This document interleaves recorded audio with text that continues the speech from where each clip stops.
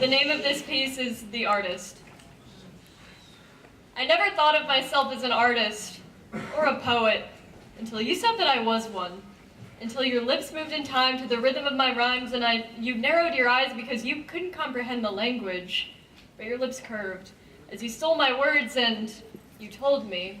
But you were just speaking modestly, lauding me that my emotional insolvency could never spawn a proper poem, probably. After all, poetry has been and always will be meant for prodigies. But you see, I found meaning in our mindless choreography. I found poems we strung together and hollow words bounced between our two tongues, grasping for phrases and validation, like oxygen. Because there are 1,000 glittering generalizations that I could gather from the hundreds of times we've corresponded that could describe the dozens of emotions that jam themselves into my psyche like pinpricks. And yet, I found no words, and no poems have been written about us, no dazzling works of art or feats of nature or glorious landmarks that I can pinpoint on the map I create to write my way back to you, pen in my left hand and heart in my right. But alas, such compositions will never be composed, as you can see.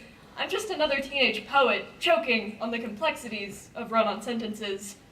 So maybe I can't write you a poem without the lines tangling and catching in my throat like dueling fishing rods, and I can't capture into words the mess you made of me. The same way that I can hardly manage to capture your gaze, so if poetry is impossible, I'll write you fragments instead.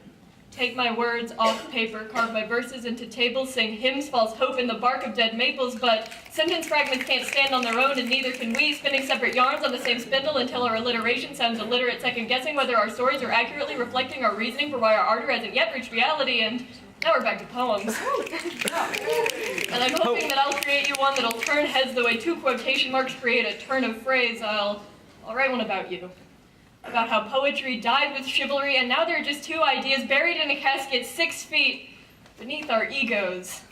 And how asking myself to describe you in words and intransitive verbs sounds a lot like describing the star-crossed flight patterns of transient birds, writing absurd stories in our own words of us two intransigent nerds.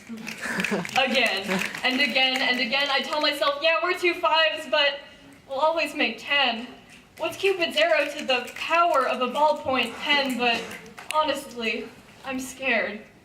I'm scared that these words aren't my own, that I'm just printing these verses to paper so I'm never alone, because when I'm trapped in my head, my emotions don't make sense, and when I put them to paper, they make even less. I could place bets on when you give up and realize that you'll never be impressed, because while I'm at the heart of things, I realize you're just a boy who couldn't care less. Oh. And you couldn't possibly comprehend the language, but I'm an artist, and I wrote you this poem. Isn't that sad? Yeah!